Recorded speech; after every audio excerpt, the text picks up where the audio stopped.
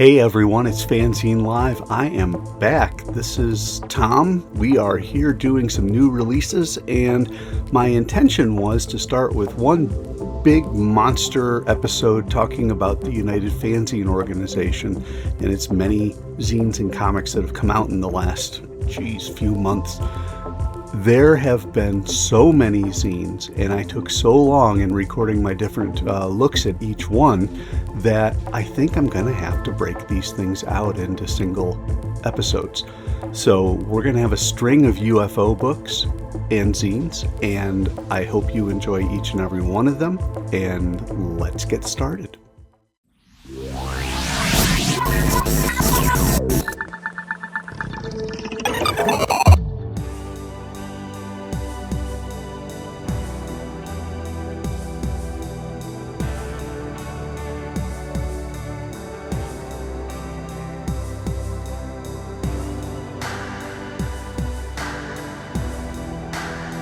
Another new member to the UFO is a gentleman named Len Mihalovich, who is from Massachusetts, my old stomping grounds. I was in the Worcester area, and he is in Monument Beach, which I'm going to guess is out on the Cape, but don't hold me to that. Len is a 90s comics guy. He actually made a run at trying to go big time, if you will, in the direct sales market, and has his stories in his that basically got washed away with the image implosion. I think that's what you call it. So his stuff didn't survive, and kind of the same thing that a lot of the black and white guys back in the black and white boom of the 80s went through, where there just was a glut on the market and not enough people were buying comics, and they all decided to go on to some other collecting aspiration. That's not to say that he doesn't have good stuff. It's not to say that he doesn't have strong contributors and creators working with him. Not to say that he doesn't know how to put together a comic. It's just the market dried up. With that, we now have Section 12. He's got issue 0, 1. This is a different thing altogether. This is Wild West Adventures. And then he's got 3 and 4, so it's probably maybe in this order. This reminds me very much of the Ghost Agents series that is really popular right now in small press and zine circles. Those guys do a really good job telling shorts that involve their characters, and there might be a little bit of a thematic through line or a plot-based through line between the different stories, but not enough that you have to worry about it. Why don't I just focus on the UFO magazines, because we've got so many of them, and you can tell he's got some stuff. This one is interesting just insofar as it's a Wild West Adventures of Buffalo Bill, and basically is like a frozen Frankenstein type character. And what happens? Good stuff. Yeah, the frozen monster. Len does a good job with his storytelling. He's the artist the writer and the letterer. So I'm kind of a kindred spirit with him. I do the same thing with my comics. Doing that allows you as the author the last look at the artwork, and you can sometimes chop down additional verbiage if it detracts from your artwork. So this is a very nicely, tightly told story. He's quite good as a writer. Good job on that. But we've got Lost Adventures. He's got stuff from stuff in the past, stuff in the present. Good old-fashioned hero stuff. Digital coloring. Little heavier than I personally prefer, but it's not totally overdone.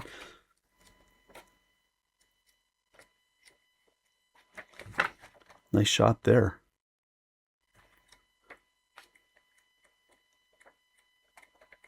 So yeah, he's got this team of characters, and when you have a team of characters and you want to, you can tell different stories about each one. I'm just going to jump right back here to the character. He uses this particular issue, onboarding, to tell it from the point of view of you, the reader. So their newest inmate in Section 12 is you.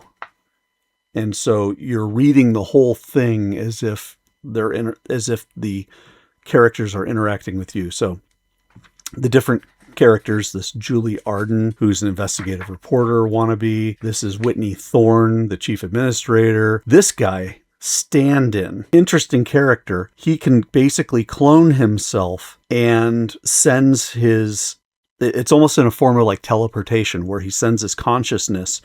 So if this guy dies, he just pops up in a new location. Kind of a neat twist on a couple things.